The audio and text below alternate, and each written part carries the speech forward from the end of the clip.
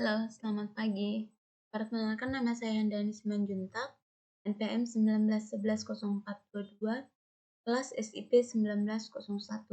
Di sini saya akan mempresentasikan mata kuliah Sistem Informasi, yaitu materinya tentang definisi, prinsip, fisis, dan penyebab kegagalan pengembangan sistem informasi. Yang pertama, definisi pengembangan sistem informasi. Definisi sistem informasi atau information system adalah suatu susunan yang teratur dari kegiatan yang saling berkaitan dan susunan prosedur yang saling berhubungan, yang melaksanakan dan mempermudah kegiatan-kegiatan utama suatu organisasi. Informasi adalah data yang telah diproses atau diolah sehingga memiliki arti atau manfaat yang berguna. Kualitas informasi tergantung dari 3 hal seperti yang di bawah ini.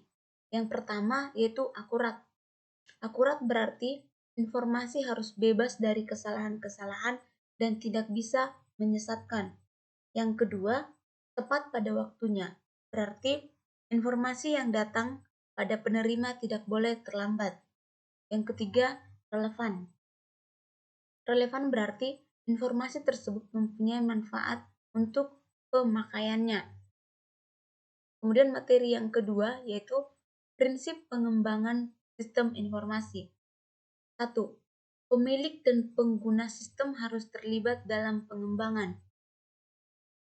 Yaitu contohnya seperti keterlibatan pemilik pengguna sistem, yaitu sistem owner dan user adalah keharusan yang mutlak untuk keberhasilan pengembangan sistem. Berikutnya, pengembangan sistem bertanggung jawab harus menyediakan waktu yang cukup untuk partisipasi pemilik dan pengguna sistem dalam meminta persetujuannya untuk setiap langkah analisis dan pengembangan sistem. Dan prinsip yang kedua yaitu gunakan pendekatan pemecahan masalah, yaitu seperti pelajari dan memahami masalah, seperti opportunity atau directive dan kontak taham. Berikutnya, definisikan kriteria atau ukuran solusi yang sesuai. Ketiga, identifikasi alternatif solusi dan pilih solusi terbaik. Ketiga, desain dan atau implementasi solusi. Dan prinsip yang ketiga yaitu tentukan tahapan pengembangan. Pentahapan akan membuat proses pengembangan yang menjadi aktivitas-aktivitas yang lebih kecil, lebih mudah dikelola dan diselesaikan. Tahapan pembuatan sistem harus dilakukan dengan urutan top to bottom. Prinsip yang keempat yaitu tetapkan standar untuk pengembangan dan dokumentasi konsisten. Standar pengembangan sistem umumnya menjelaskan tentang aktivitas, tanggung jawab, petunjuk, dan kebutuhan pendokumentasian dan pemeriksaan kualitas. Berikutnya, kegagalan pengembangan sistem akibat tidak tersedianya standar pendokumentasian merupakan hal yang banyak dijumpai dalam proyek. Nah, sedangkan prinsip yang kelima yaitu justifikasi sistem sebagai investasi. Sistem informasi adalah sebuah investasi. Pada investasi harus ada yang diperhatikan. Prinsip yang keenam, sistem yang dikembangkan adalah untuk manajemen. Ketujuh, sistem yang dikembangkan adalah investasi modal yang besar. Prinsip yang kedelapan, sistem yang dikembangkan memerlukan orang-orang yang terdidik. Prinsip yang ke-9, tahapan kerja dan tugas-tugas yang harus dilakukan dalam proses pengembangan sistem. Prinsip yang ke-10, proses pengembangan sistem tidak harus akurat. Sedangkan yang terakhir yaitu jangan takut membatalkan proyek. Kemudian materi yang ketiga yaitu tentang fisis pengembangan sistem informasi. Fisis yaitu performance, information, economic, control, efisiensi, dan service. Merupakan model analisis yang digunakan untuk memperoleh pokok-pokok permasalahan yang lebih spesifik.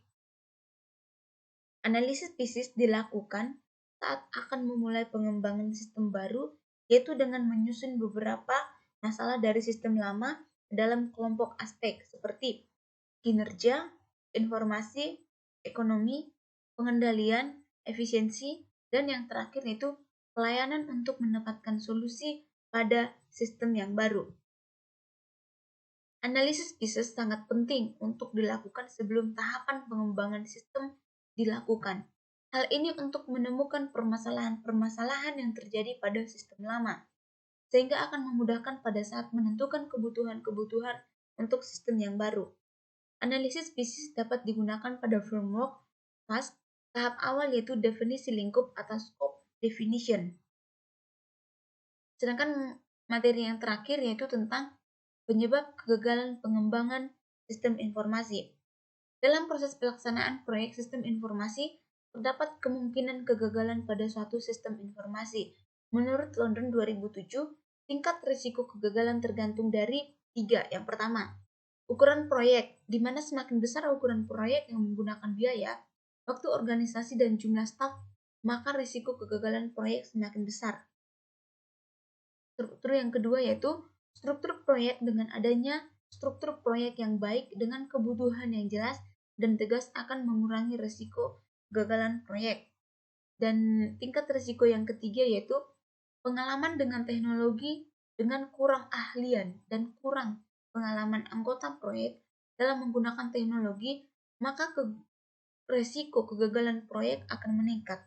Beberapa kegagalan penerapan sistem informasi ada 6. Yang pertama, rendahnya komitmen manajemen dan kesiapan sebelum implementasi.